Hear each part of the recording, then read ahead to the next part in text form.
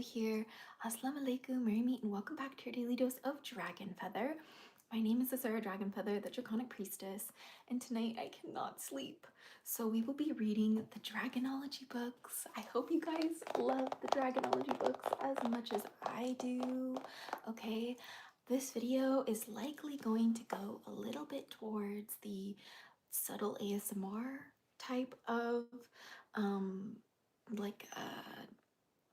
route, if you will. I don't know what else to say, but if you're not into that, you might not like this video. So we're going to read, and I cannot wait to show you guys. Okay, so if you've never seen these books were released in 2003. Okay, and they were absolutely the talk of the town and everybody loved them. So I have 3 Dragonology books for you guys today. We have this one, which is Dragonology, the complete book of dragons. And then we also have this one. We have this one here. This is the second book we have for you tonight. And this one is called The Dragonology Handbook, a Practical Course in Dragons by Dr. Ernest Drake. And all of them are by Ernest, by the way, because he is the chief dragonologist, of course, he needs your help, guys, to protect and conserve the wild dragons. So lastly, I have this book for you guys as well, if I could grab it behind me. Excuse me, guys. This is the last book I have for you guys tonight that we will be reading, and this one is called Dragonology Field Guide to the Dragons, of course, by Dr. Ernest Drake. So we will get on started with these books for you guys, and I hope you guys are resting well and having a wonderful, wonderful Merry Christmas wherever you are, if you celebrate. If not, wonderful Happy Holidays. We welcome all faiths here on these channels. So congratulations, you survived 2025. Oh my goodness. So here we go. We will now begin reading the Dragonology book, complete book of dragons. Okay, all right, so here we have the first page. There's so much to explore, isn't there? So let's see this first page here. This is what it looks like, and let's see what it says. It says, spell to catch a dragon. How exciting. Take a mirror and sprinkle it with dragon dust. Then place a sapphire or other treasure outside the dragon's lair. When the dragon emerges to investigate the gemstone, quickly bring out the mirror so that the dragon sees its own reflection. Cry, "Ee, narcoso draconis attractave." This spell will tame the dragon. But watch out when it wears off. For a small sample of dragon dust, see Appendix 2, and we'll get there very soon. The farthest west I found the Doruch Rim, the ruins of Ilian Doan, Scotland in 1903. Must send copies to following contributors: Helen Ward, scientific artist Douglas Carroll, chief draughtsman Wayne Anderson, pictorial artist Chris Forsey, cover line work Neem Ta, artistic direction, also AJ Wood, benefactor and friend. And next over here we have Mr. Martin's dragon decoy dummy. Remember to use flame retardant paint. This is so silly. And lastly, here on the bottom it says SASD library card. Ernest Drake, Dr. Ernest Drake, membership number 0708. Valid until April 1904. Access unlimited. If found, please return to SASD 42 Wavern Way, London, England. Wavern Way, I'm gonna cry. This book is so precious. Oh my gosh. Is there such thing as a vampire other can? Yes, there is. Never laugh live. Never laugh at live dragons. You're right. Never laugh at them live.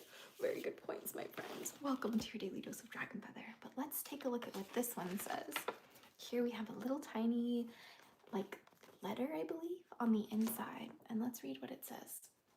It says, Dr. Ernest Drake, St. Leonard's Forest, Horsham, April April 1904.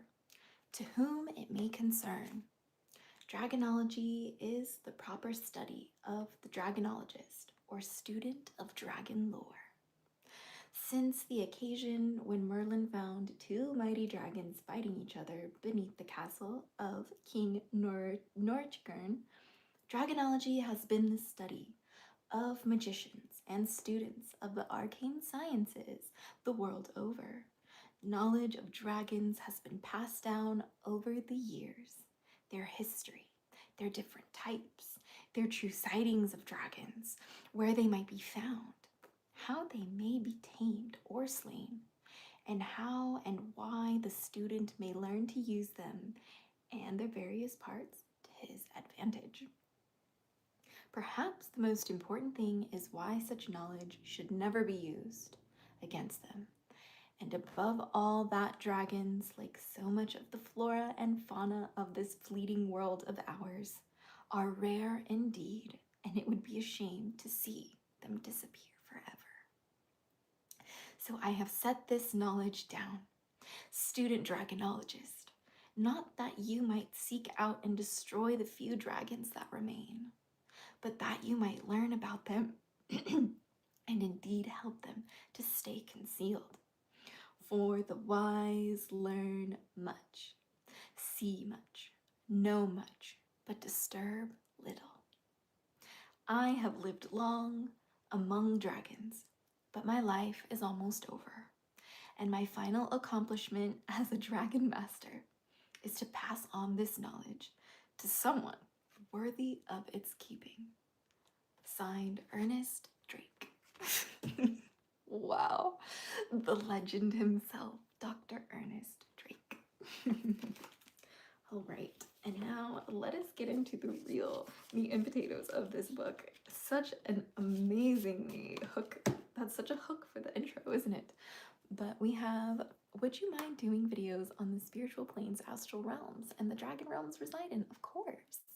Like, what exactly it looks like, and if you could elaborate in full detail, I would love to hear about this. Oh my goodness, Adam, thank you so much for your question. It's a little off topic for today's video, but noted, my friend. I would love to make a video about that and all of my travels with the dragons. Okay, so let's keep on going.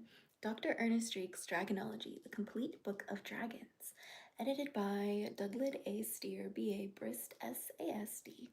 The Secret and Ancient Society of Dragonologists, Vim Provamet Draconis, illustrated, Candlewick Press, publisher of rare and unusual books, all rights reserved. So you definitely should go check out the Dragonology books if you have not already. Here's our first page. We are on Chapter 1, Forward, an Introduction to Dragonology.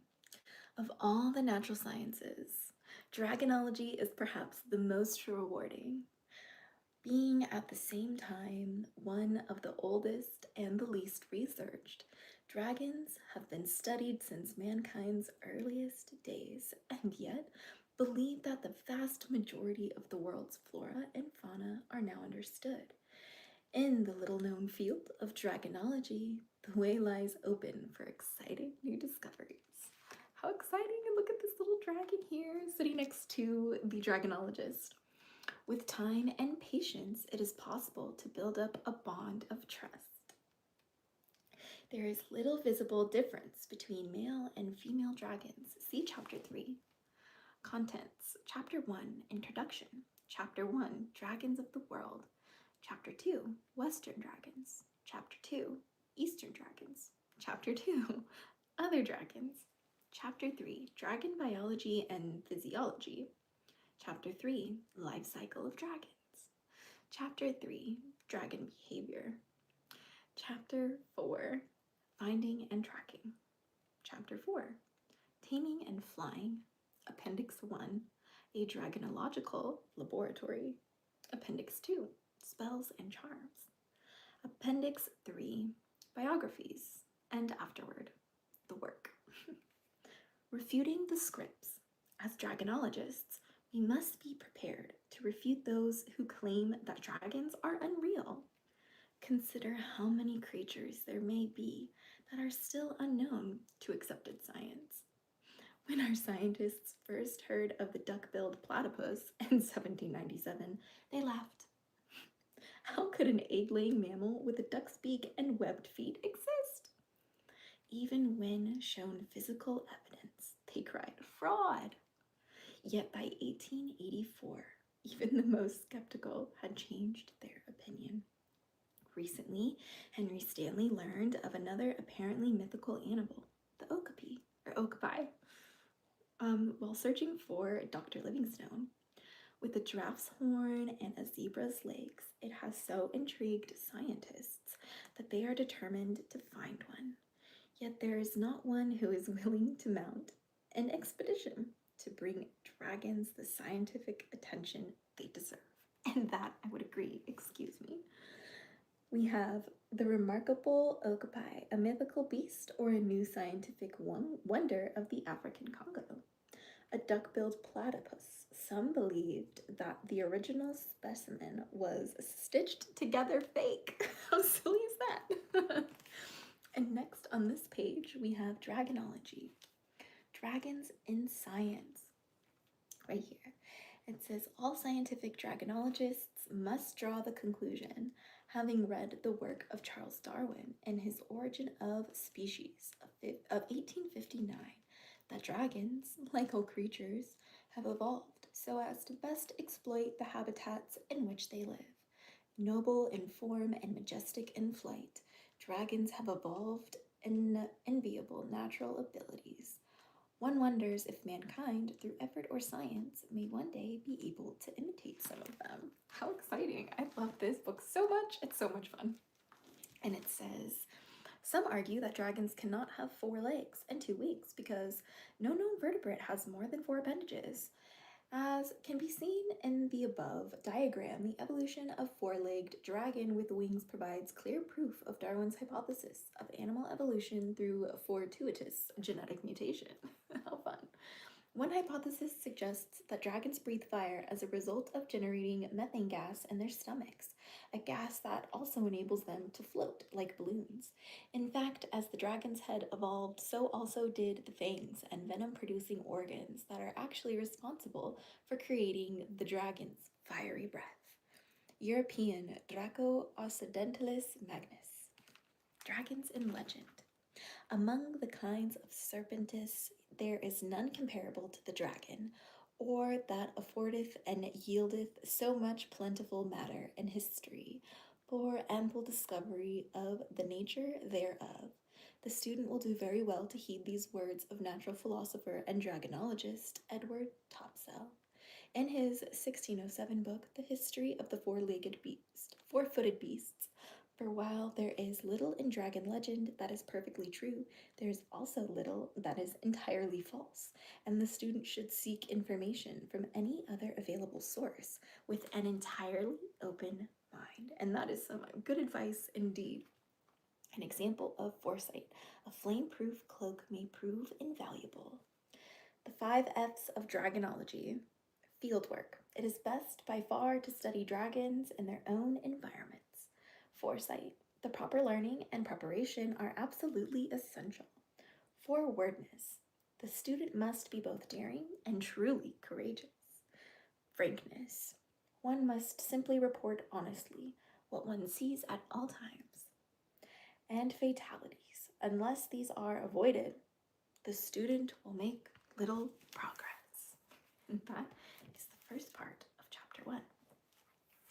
Now we are on chapter 1, page 2, which is Dragons of the World, Locations and Directions. And this page shows us where all the dragons are around the world. And it's actually quite accurate to real mythology, even though these are fictional books, by the way.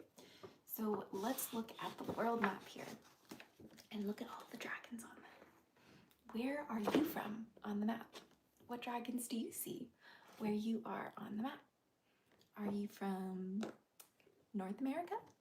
Maybe. Are you from South America?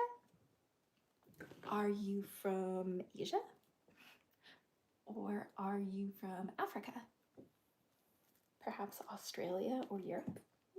Let me know in the comments where you're from. But let us read this part. Dragons of the world, locations and directions.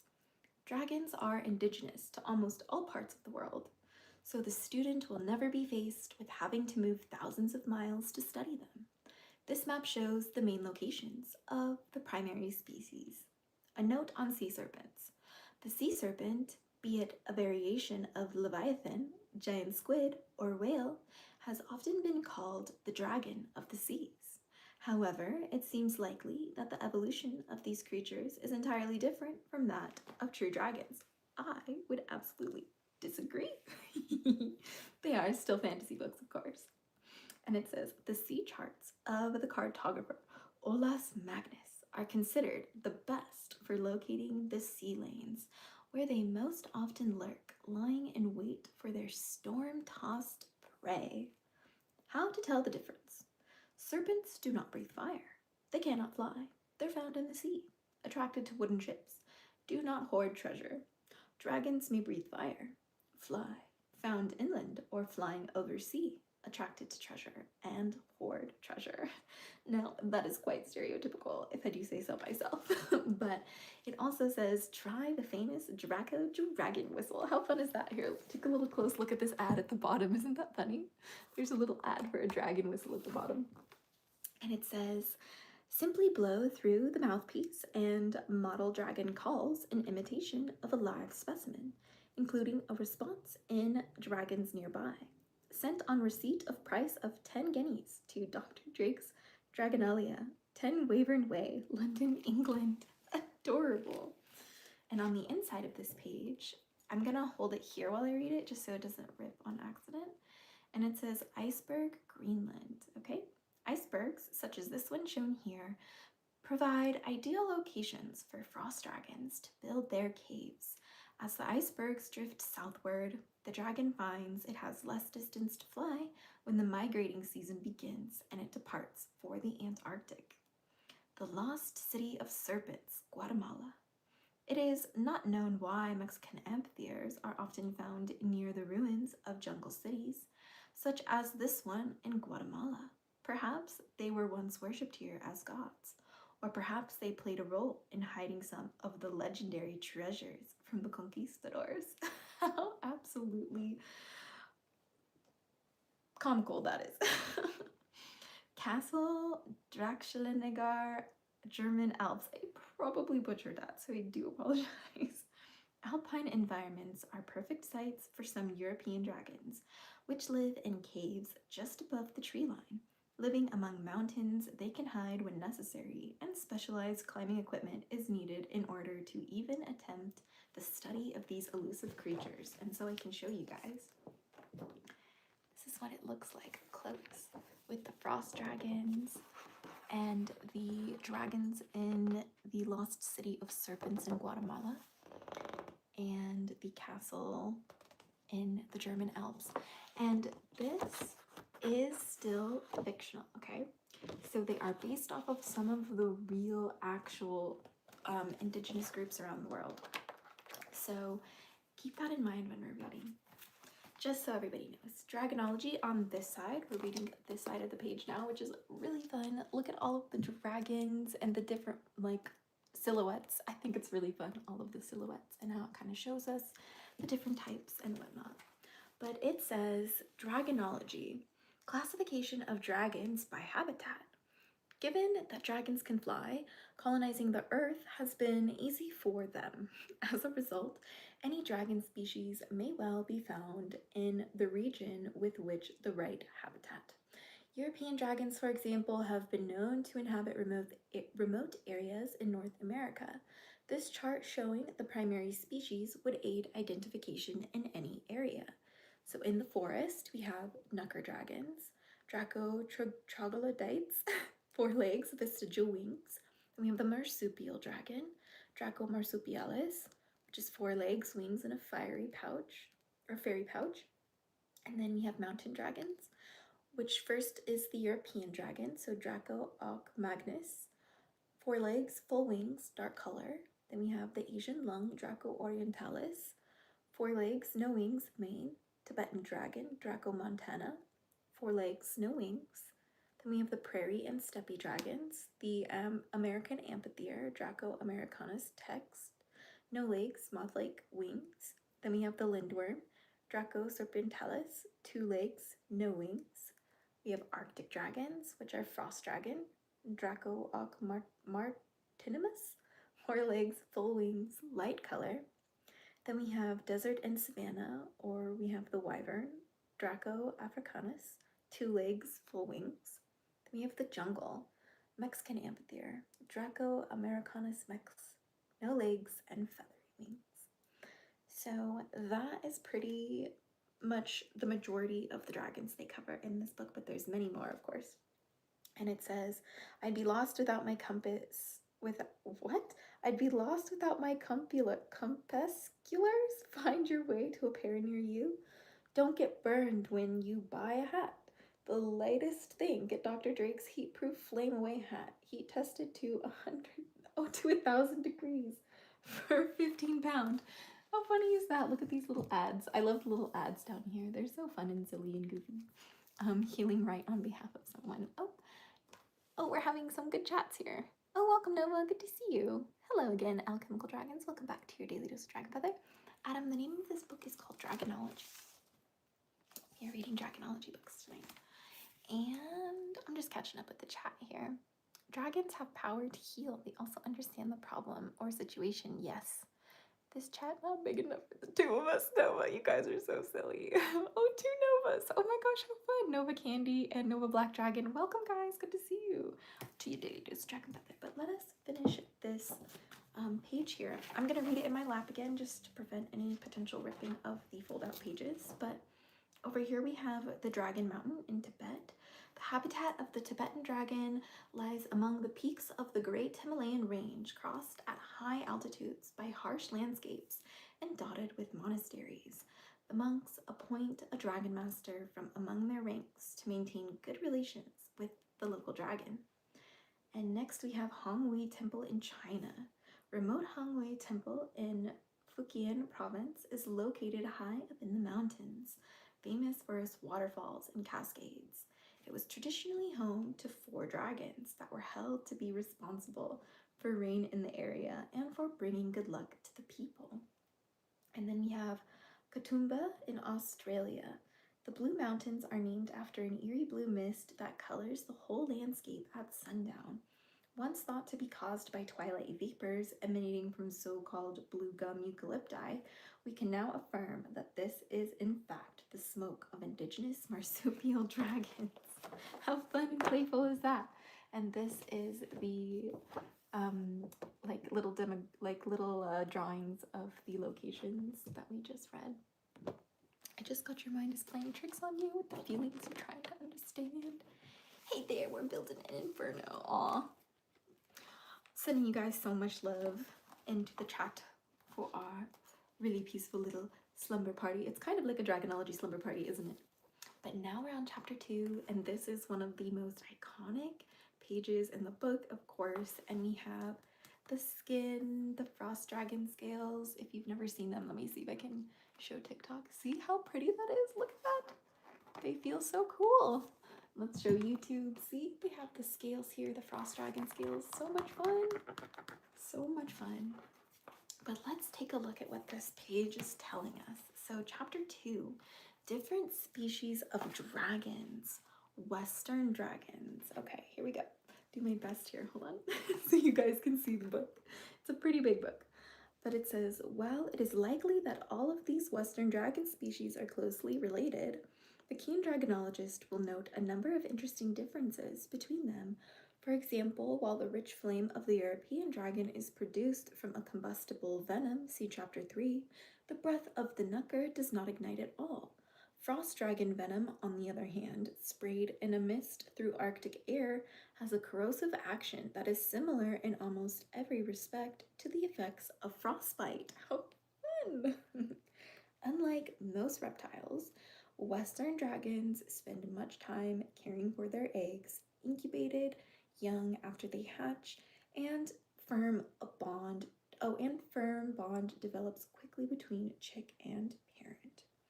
No doubt, but there is none other beast comparable to the mighty dragon. in awesome power and majesty, and few so worthy of the diligent studies of wise men, Gildus Magnus in the Ars Draconis in 1465. And of course, our scales here, it says specimen, wing membrane, frost dragon juvenile, 24 years old. And then down here it says, the somewhat perilous science of dragometricity, or dragon measurement, has few living exponents. However, we can assert that adult wyverns are the tallest of dragons, standing some 20 feet or so in height, as may be seen in the following diagram.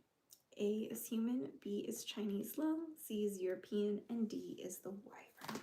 So let's take a closer look at all of the dragon height. So this is what they're saying the dragon height is, or the dragon measurement is, which is very fascinating. And then if we move to the next page over here on this side, Dragonology. While some authorities claim the Knucker is simply a junior form of the European dragon, this is almost certainly not the case. Indeed, its preference for damp holes and low-lying locations is in contrast to that of its larger cousins, which prefer rocky mountain areas. Also, although Knuckers do hoard treasure, they attack with venom rather than fire. And then we have these little dragon like info cards. So let's take a look at the info cards for each. Knucker. Draco troglodytes, found in damp woodland locations near food sources such as rabbit warrens. Serpentine in appearance, these creatures have only vestigial wings and cannot fly. Lair or nest, a deep pond, well, or quote-unquote knucker hole. Dimensions adult, 30 feet long, 3 to 6 feet high. Coloration, leathery brown, dull red, greenish blue. Forms of attack, venomous bite or constriction. Foods, rabbits, deer, farm animals, and stray children. Oh no! Next we have European, Draco occidentalis magnus. Known to most people through their ability to breathe fire and their love of treasure, this species is now confined to a few remote areas. Effective at using language, they shed their skins triennially. I think that means 3 times a year, or every 3 years. I don't know. It's something have to do with 3. So we have the lair or the nest, a mountain or sea cave in a remote area. Dimensions adult, 45 feet long, 13 to 17 feet high. Coloration is red, green, black, or occasionally gold. Forms of attack are flame, tail, claws, and horn. Food includes cattle, sheep, humans. The last only if no other food is available due to the bitter flavor. I guess humans are bitter to dragons, or European dragons anyway. And then we have the frost dragon, Draco occidentalis maritimus. It's such a tongue twister. But it says annual Arctic to Antarctic migrators. Frost dragons fly thousands of miles each year to ensure that they spend the greater part of the year in their favored dark winter climates, hunting for food. Lair or nest, a sea-facing cave hollowed out from a glacier or iceberg. Dimensions adult, 40 feet long, 12 to 15 feet high. Coloration, pure white or white tinged with blue or pink. Forms of attack, fearsome frosty blast. Tail, claws, and horn. Food, giant squid, polar bear, orca, walrus, leopard seal. And lastly, we have the diagram of the European dragon. So there's a bunch of letters around the dragon describing what they are. So let's go around the dragon and see what they are. So prominent features of the European dragon include A, an arrowhead tail. So let's find the tail. This is the arrowhead tail. Prominent feature of the European dragon. How fun. And then it says hardened for use in fighting. Definitely makes sense. B equals thick spines. Oh, here it is. It's right here. Right here. So the thick spines on the back of the dragon. How fun. I love how it's like labeling it like a real creature. It's fun. And then we have C. Oh, C, large bat-like wings. Yep, it shows it right here. See, somewhere right here, hold on. This book is so big. But this is one of the wings, and that's the other one. And then D, clawed talons, right here. How fun. And so when you're a kid, getting these books absolutely was the coolest thing to ever have. If you had these books as a kid, you were flexing on the room, to be honest with you. So we have E scales, which is, where's the scales? Oh, here they are on the back of the tail. Right here. It shows the scales right here on the tail. And then we have F for horns on the dragon's head. Right here on the dragon's head. And then G, fanged teeth as well, right by the mouth here. Right by the mouth. And then right there. And I think there's one more. Yeah, H, eyes, providing a truly phenomenal sense of sight, which is again on the face right here. I think that's it though for this page. So what do you think? It's pretty exciting for this part of the book, but I think we're still in chapter 2. So now we have chapter 2, different species of dragons, Eastern dragons. It is interesting to note that while legends of Western dragons portray themselves here, I'll read it like this. How's that? So where was I?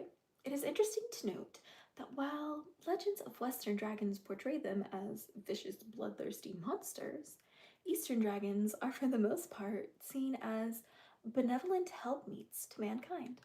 The reasons for this is most likely stem from the historical interactions that mankind had with different species of dragons. Clearly, some of them have better neighbors than others. How silly. So, some species of lung lay their eggs in running water. How fun!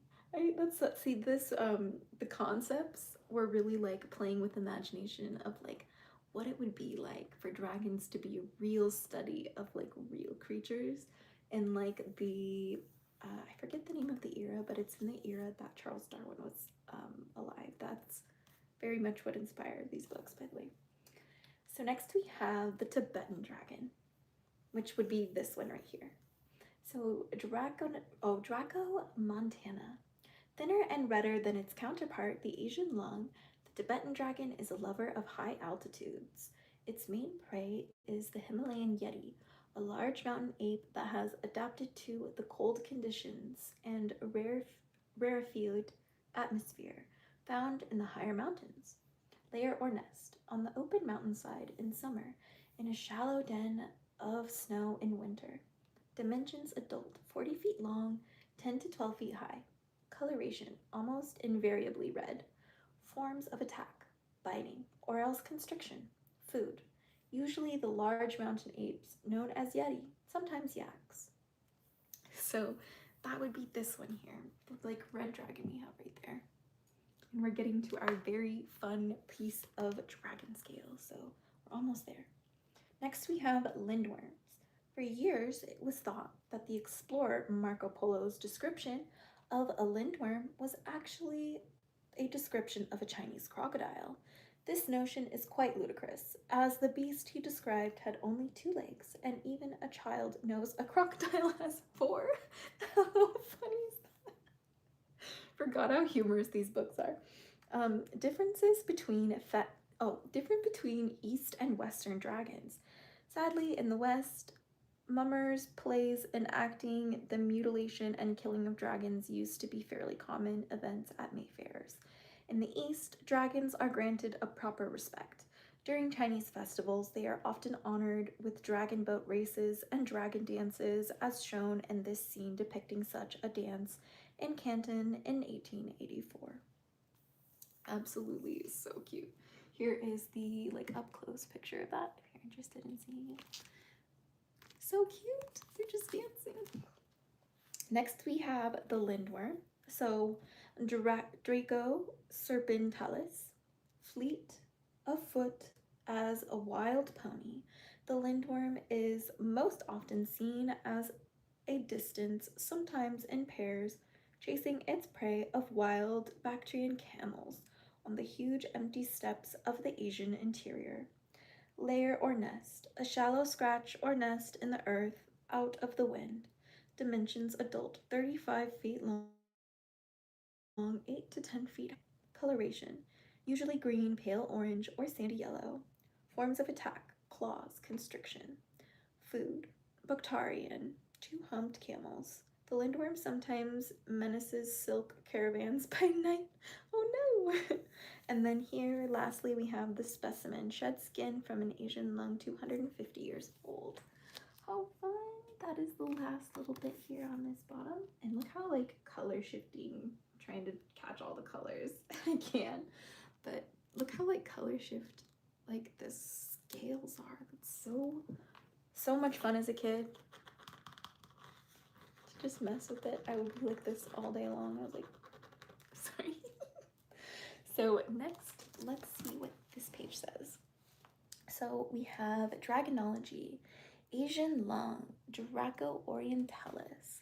Lung are most often found near the rivers, streams, and lakes that hide their underwater layers. Females carry their eggs with them for safety, using the layers to store the pearls and opals they hoard away. The numbers of toes varies across various subspecies. Lair or nest, usually an underwater cave or grotto. Dimensions adult, 40 feet long, 12 to 15 feet high. Coloration, blue, black, white, red, or yellow. Forms of attack, horns, teeth, and claws used defensively. Food, mainly birds and fish, particularly roasted swan. Japanese lung have 4 toes, Indonesian 3. Chinese or imperial lung have 5 toes. And I'm not sure how accurate that is, so don't forget these books are fantasy for kids. They did kind of mess with some of the truth of these myths in the process.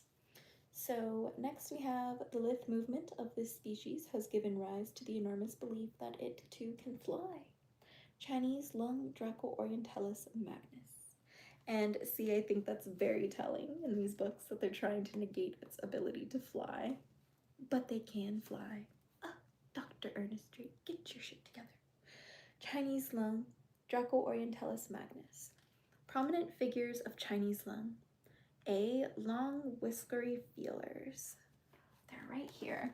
The long whiskery feelers are right there on this part of the face. Next we have B, stag-like horns.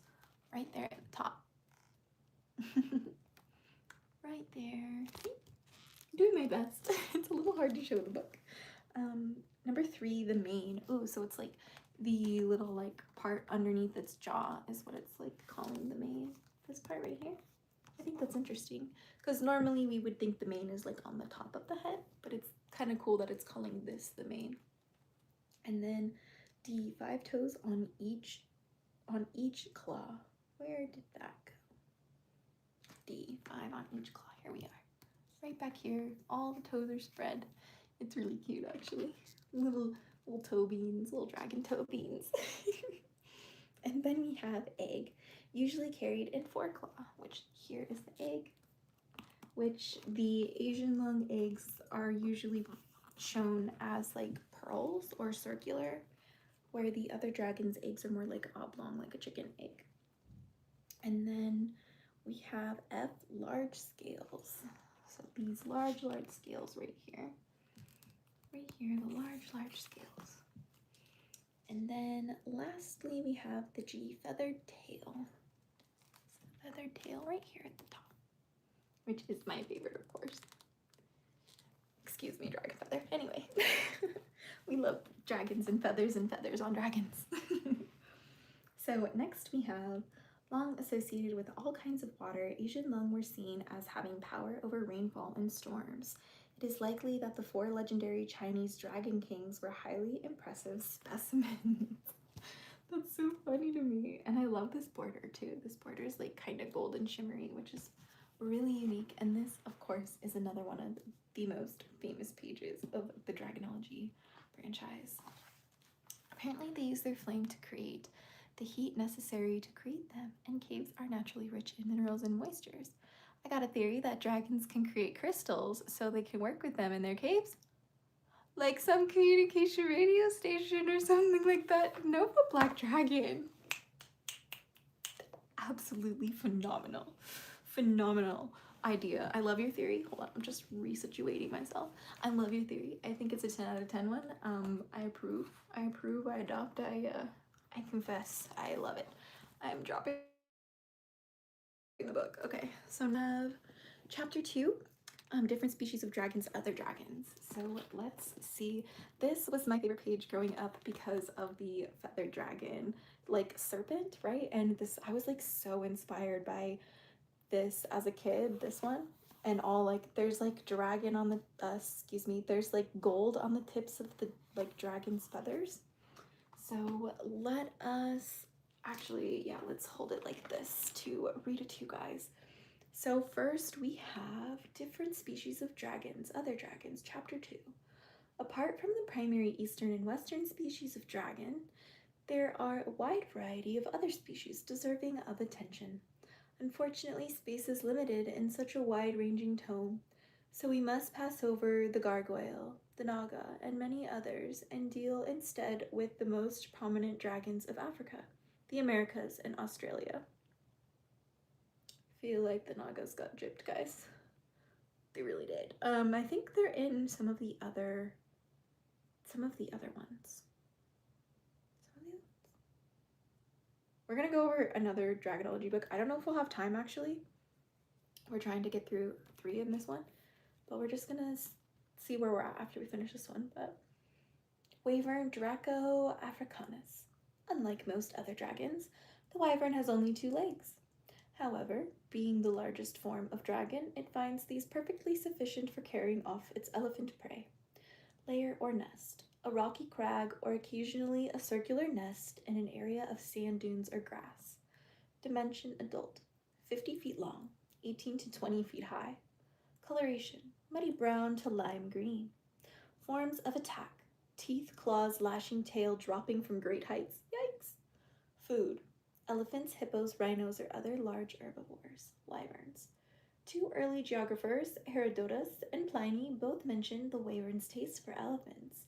It is possible that the giant elephant hunting bird of Arabian legend, the roc, was an early case of mistaken identity. Oh goodness me, mixing all kinds of myths in this book. They need to chill. It's really good to kind of like read these books, especially as fantasy books, but knowing like they're kind of puzzles that way, right? Because there is a lot of like actual mythology that's genuine, like stitched into these books, right? So it's kind of fun to go through them and see what's real and what's not real, okay? Next we have prominent features of the amphitheater. A is hypersensitive eyesight. So that would be its face here. Hypersensitive eyesight. This one is so pretty. Like, look at his face. He's so cute. And then we have B, feathery frill around the head, which is this part right here. All of these like feathers here around the head. That's right here, all the feathers. And then C would be legless. So it shows like where the legs normally would be, but how there's none there. So there is no legs where it's saying there should be some. And then we have the legless serpentine body, of course. And then D, very large wings. So here are its very large wings, and they have gold on them, which is just so beautiful. Making sure you can see the gold. I'm trying to show it on YouTube, but it's kind of not catching super well. But it's like little tiny golden flecks on their wings all throughout. And then E, the feathery tail. So way at the back over here, we have the feathery tail for the amphitheater. And now let's see what the rest of it says. It says the phoenix. The Archaeopteryx fossils discovered in 1860 and hailed as the missing link between reptiles and birds helped many people to understand Darwin's origin of species. In reality, these fossils belonged to a primitive form of phoenix, a bird that uses a highly effective fire bath in order to rid itself of parasites, and that is in fact the missing link between reptiles and amphitheaters. Sadly, phoenixes are so scarce that until recently there was thought to be only one in existence. Study of the amphitheater skeleton reveals vestigial legs. Oh, how fun! If you don't know what vestigial legs means, it means that there's going to be remnants inside of the hind legs and of the front legs in like a bone way. And the way we see this in nature is in whales and dolphins. They have vestigial legs in the back of their bodies because they have like front flippers, right? But the back ones, if you look at them through like an X-ray scanner, you'll see that they have legs in the back of their bodies, but they can't use them. It's pretty fascinating. So Dragonology, oh, let's actually switch over here so you guys can see it better. Oh, it looks like there's a little thing down here. A fire bath improves the phoenix's plumage so much that people thought it died and was born again. Of course it died and was born again. Can't take away all the magic, Dr. Ernest Drake. Anyway, these books really remix the magic of dragons, to be honest, in a way that was like acceptable to like produce in mass for kids.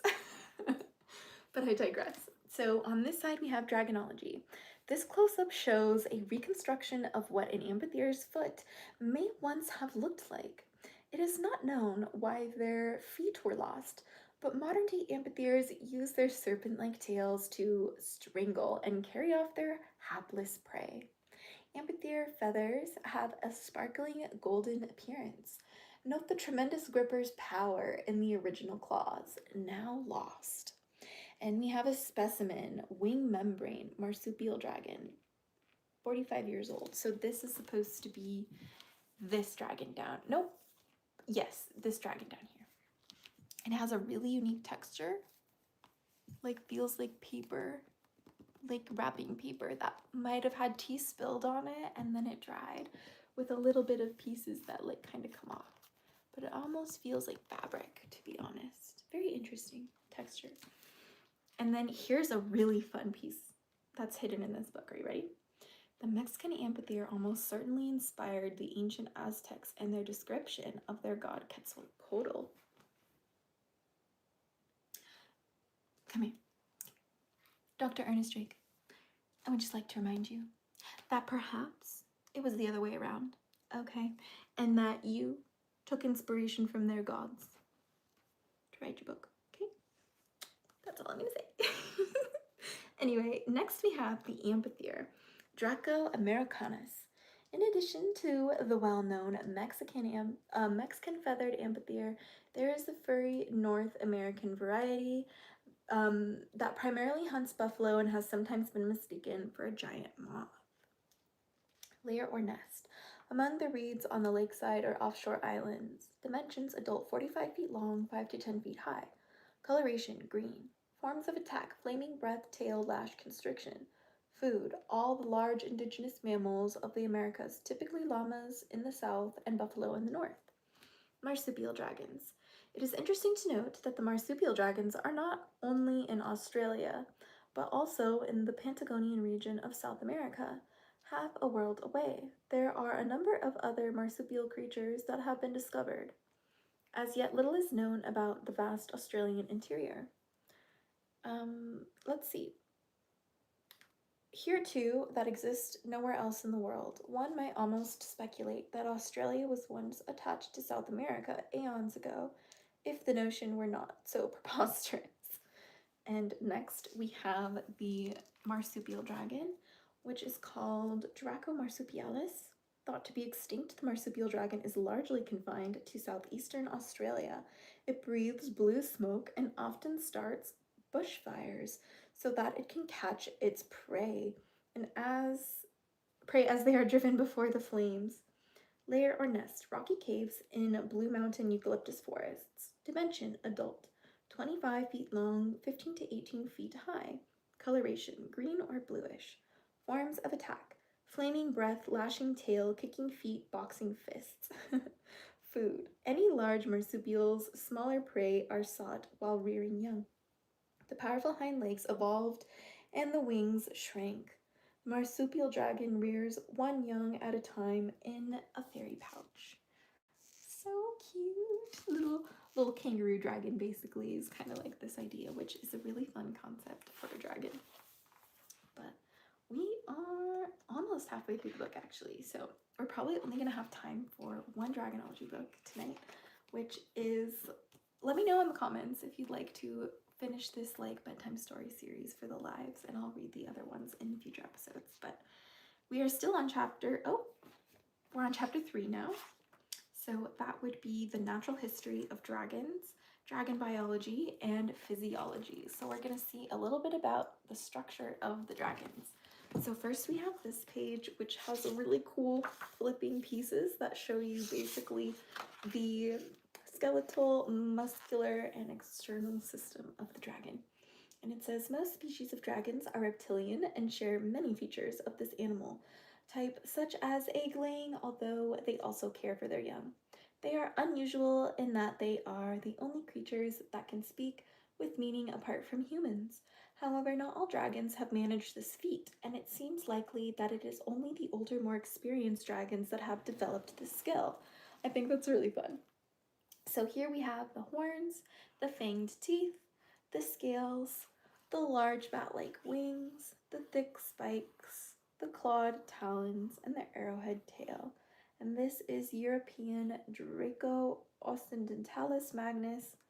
Figure 1, exterior features the skin.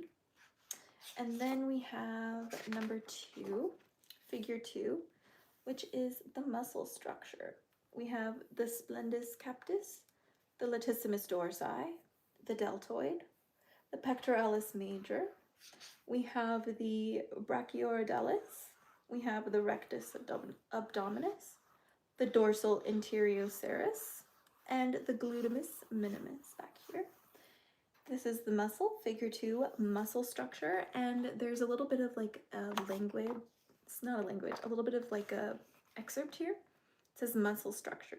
The muscle structure of the dragon is similar to that of a large lizard, with certain features that are more common to birds. The large muscles at the base of the wings are needed so that the dragon is able to gain enough force to fly. However, there is no consensus on how dragons actually are able to fly, as they do not share the chief aerodynamic features of birds, namely their lightness. A certain amount of wing rotation may enable these creatures to attain a degree of lift, but if one were to view a dragon a priori as thought it were a theatrical rather than an actual model, one would inevitably conclude that it was likely to be able to take to the skies as the heavier-than-air flying machines currently being experimented with by the obscure Wright Cycle Company in America, and contraptions of eccentric Frenchman Louis Berlot. Very silly. But that is it for the muscular system structure. And lastly, we have the skeletal structure. Figure 3 skeleton structure, the bones. So we have the skull and the ribs. We have the scapula or the shoulder blade, the humerus, the ulna radius, the phalanges or the toe bones. We have the tarsal or the ankle bones, the metatarsals or the foot bones. We have the femur or the thigh bone. We have the ilium ischium and the tibula and fibula. We also have the phalanges for the wing bones and the caudal vertebrae for the tail. And it says the skeletal structure of the dragon is largely similar to that of other vertebrates or backboned creatures.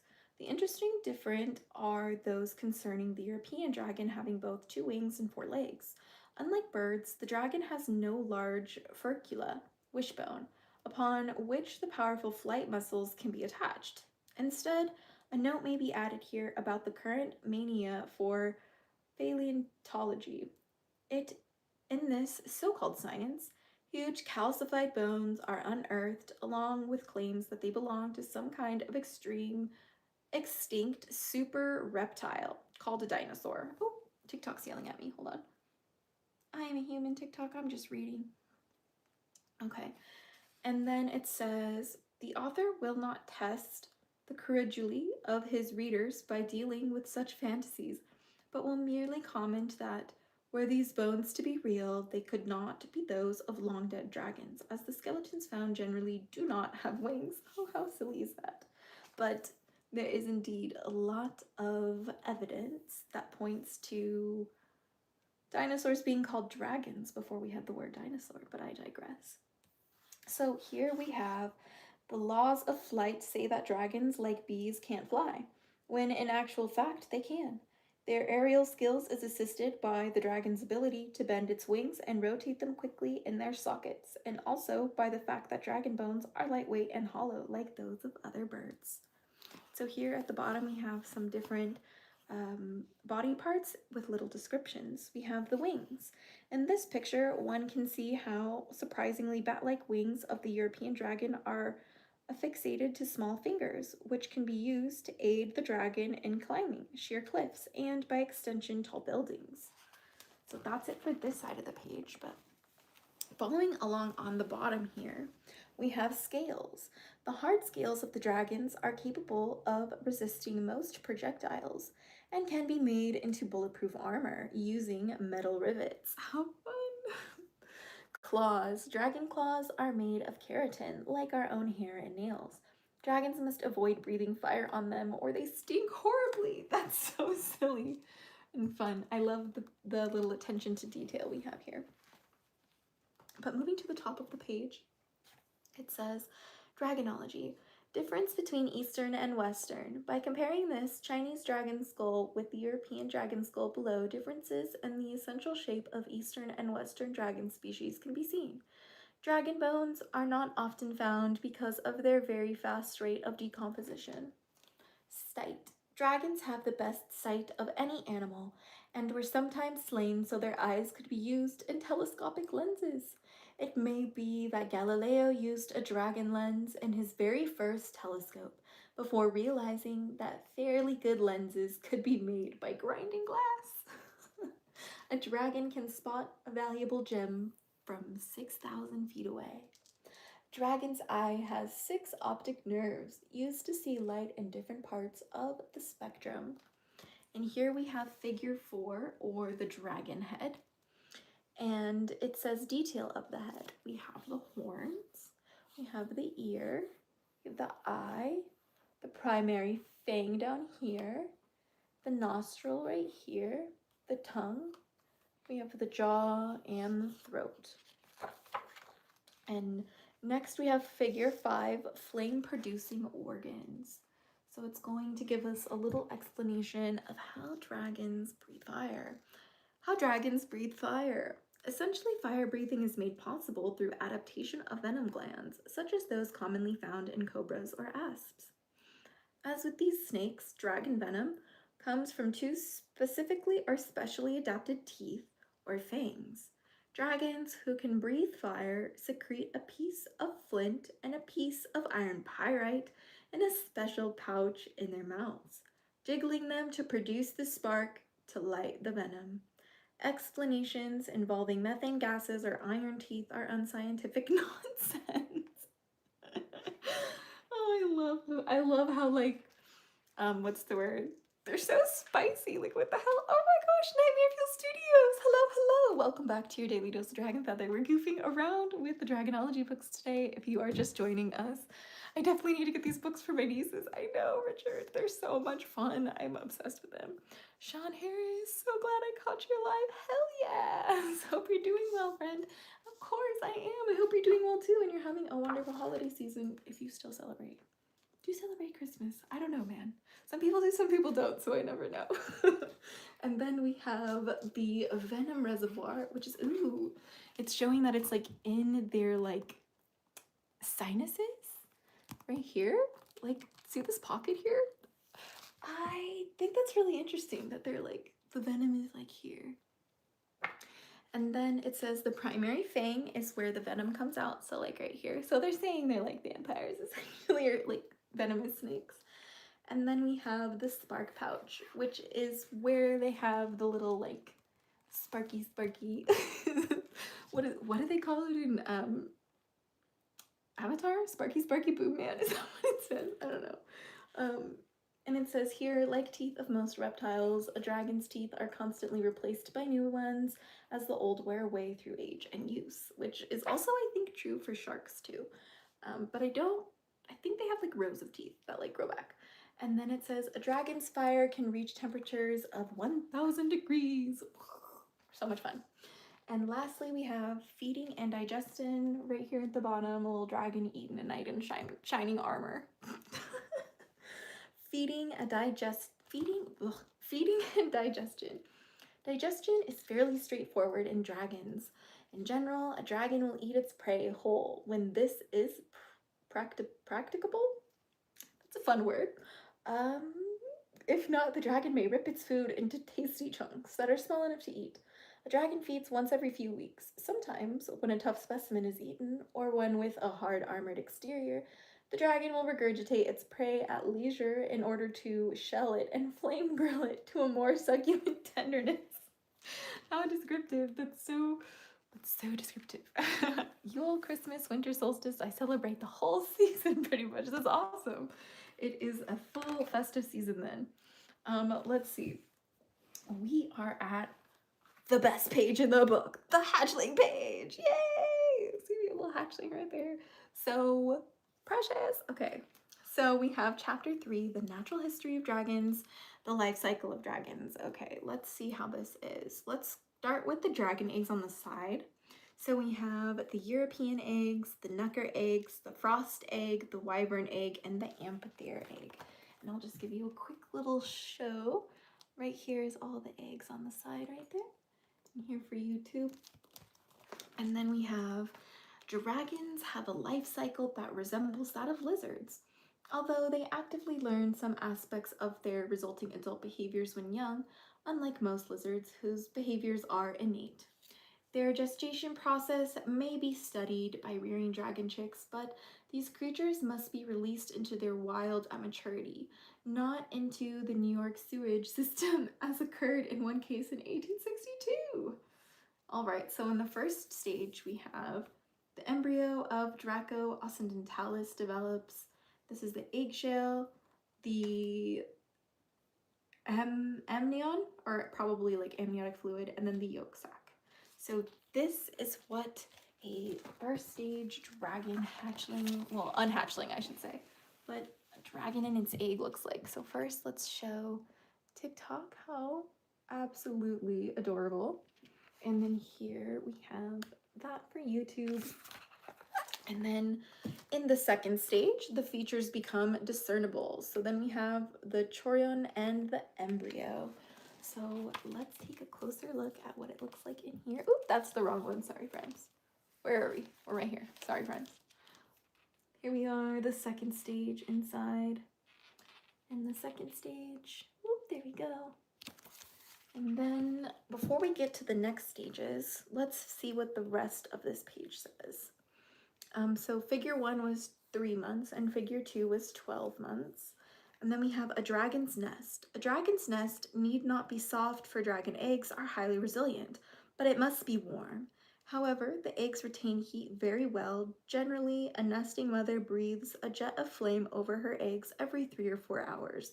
Lindworm and wyvern pairs share nesting duty, whereas only female European dragons care for their nests. And then it says, the dragonologist's hatchery. If you obtain the eggs, you might like to hatch your own dragon chicks. To keep the eggs warm, you need to make a nest of live coals, which must be kept burning over the gestation period of 3 years. A small sledgehammer may help them hatch, and if you are present, the chicks may believe you are their parent dragon, usually increasing your chances of surviving that all-important first encounter. So remember, my friends, if you're raising dragons, you want to be the first they see when they hatch. Otherwise, you might not survive the first encounter. Whew, good luck in your dragon raising endeavors, my friends. So next on this page, we have Dragonology. First, we have lifespan, years 100, 200, 300, and 400. We have the Chinese dragon living all the way up to unknown, it says.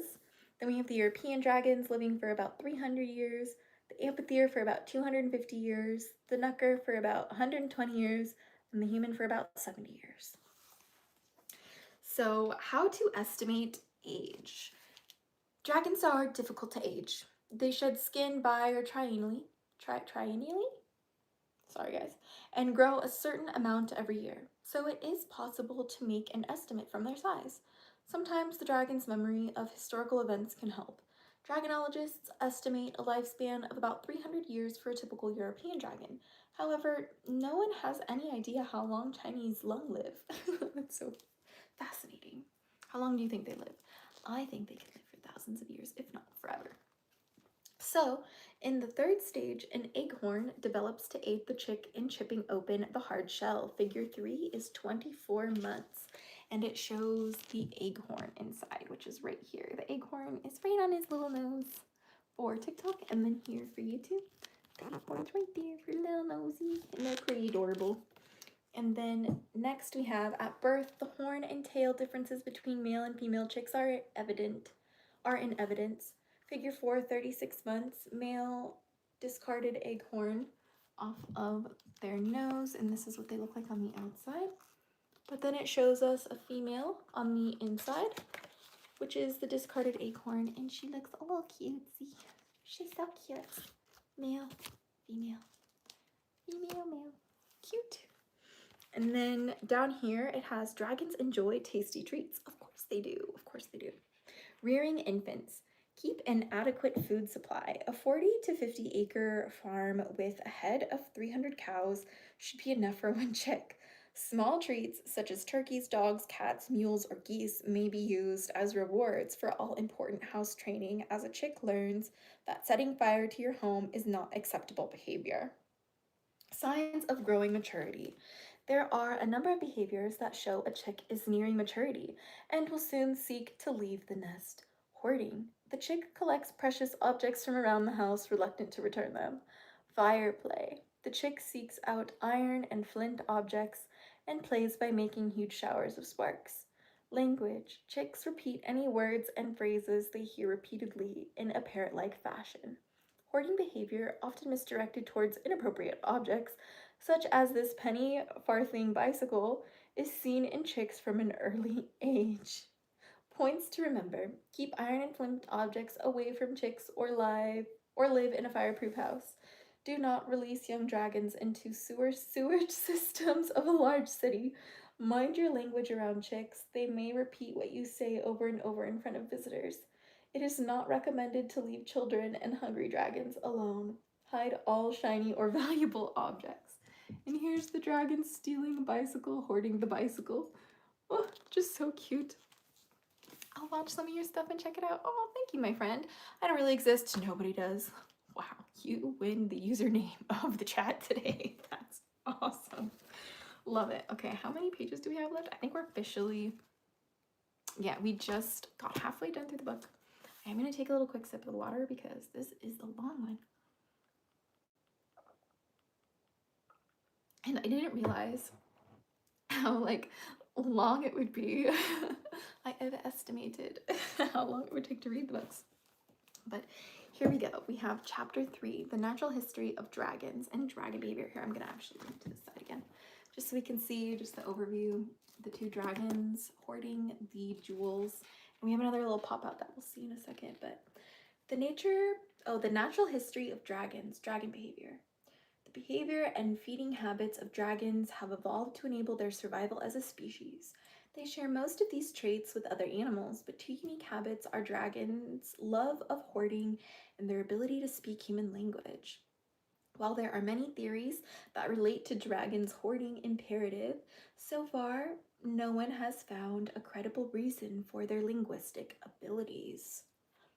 They're just badass, that's why. Tame behaviors is as a result of their interactions with humans, Asian Lung have been known to exhibit tame behaviors.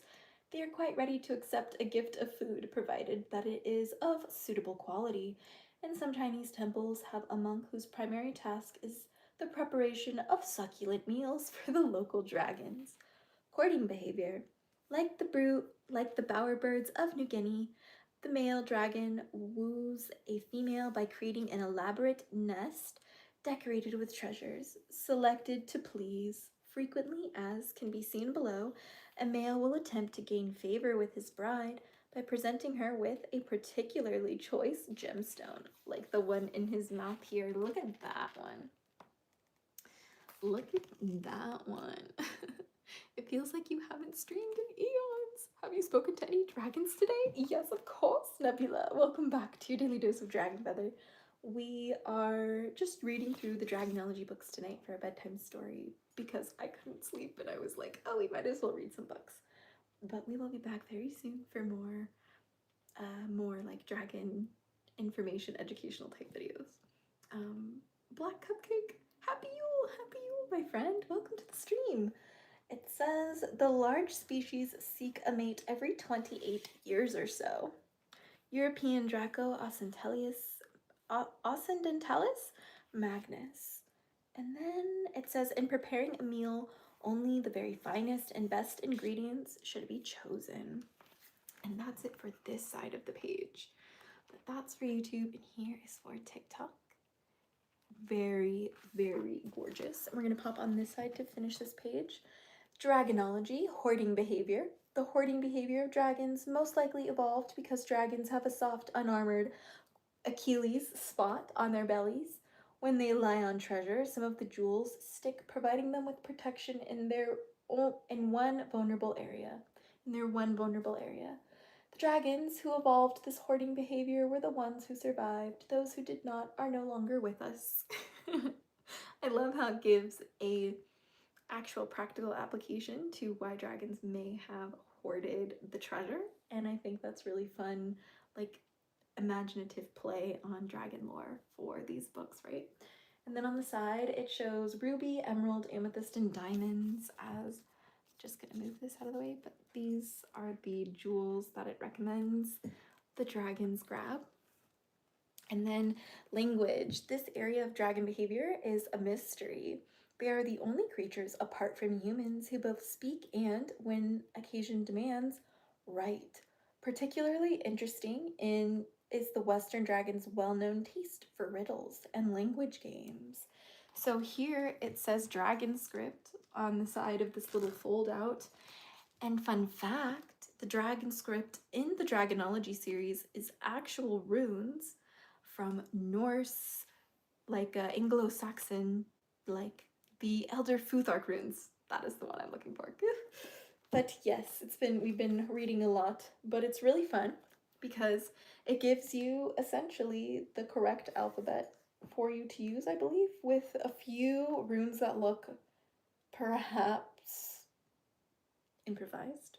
You might have to tell me in the comments. But it says, the Chinese believe the secrets of writing were gifted to Emperor Fuxi by a dragon from the Yellow River. Perhaps the origins of our alphabet too lie in the ancient Futhark runes. Hey, there we go. That deck the walls of hidden caves or the tops of knucker holes scratched out by the dragons themselves. Maybe the alphabet was adopted by the Norse and transformed by the Greek and Romans, a tantalizing possibility. Language exercises. Dragon script is most often written in the local human language. Dragons are reluctant to write in their own tongue. These fragments of dragon script are taken from English-speaking areas. So, a riddle fragment found on the broken stone tablet Dinas Emery's of Wales. So it shows you just like little tiny of the runes in here, like rune riddles in here. And then B, found carved on an old oak near Lambton Hall in England. C is on an old stone tablet found upon Oak Island, Nova Scotia. D is on a rock in the woods at the base of the Three Sisters, Katoomba, Australia.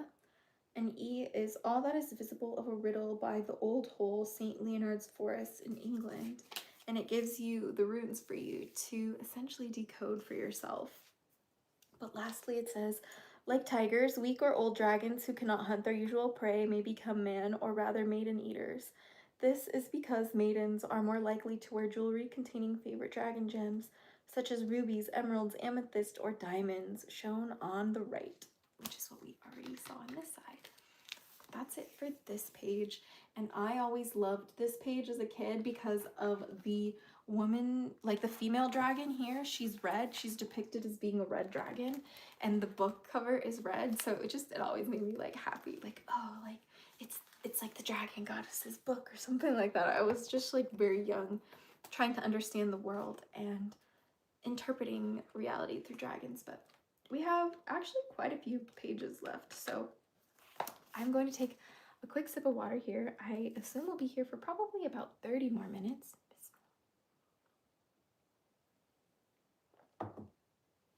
And then I will be heading off to bed because luckily these bedtime stories are very much inspiring me to sleep. Ooh, wait a minute.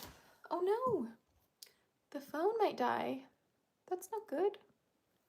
Let's see. Let's see. I don't think I have a charger with me. All right, my friends. I dropped the ball on that one. Very sorry about that. But what I will say is that probably for this Christmas special, I'll be back later tonight to read some more Dragonology bedtime stories. But I think with that being said, my phone really is about to die and I don't want to cut off in the middle of the story. So I normally don't do this, but I really am so sorry, but I do have to head on out today. I hope you guys are having a wonderful, wonderful, wonderful holiday season with your family and end to your year. And let me know what you are most excited about from the Dragonology books that we learned tonight. And I will definitely be back to finish this little read-along series that you can find over on my YouTube channel. If you are just joining and you want to watch it back, it'll be there for you. This will be part 1 of the Dragonology bedtime stories, and I am so happy that you guys joined me for the Dragonology bedtime story extravaganza tonight. But very soon we will continue with as well the Dragonology handbook, and we will also continue our series to finish with the Dragonology field guide to dragons and any of the other books that I find as I am moving my stuff from my mom's house. But thank you so much for tuning in. Don't forget to join the Hatchling Clan Discord server if you would like to learn a little bit more about dragons and hang out with us to chat and discuss all of our dragons, and to study Dragonology. Dr. Drake needs you to help protect and conserve dragons, so definitely join us in the Hatchling Clan to join the Dragonologists in protecting and conserving the dragon mythology. Starting in January 2026, we will be offering a free research game that is inspired by Dragonology, Laserium, and Stranger Things, so you definitely are going to want to join the clan to be a part of that. So thank you guys so much for tuning in. I will see you very soon, but until next time, stay geeky for Mickey, little hatchlings, Lapis, blessed be and Amen. And please follow me so we don't get lost. I will see you tomorrow, my darlings.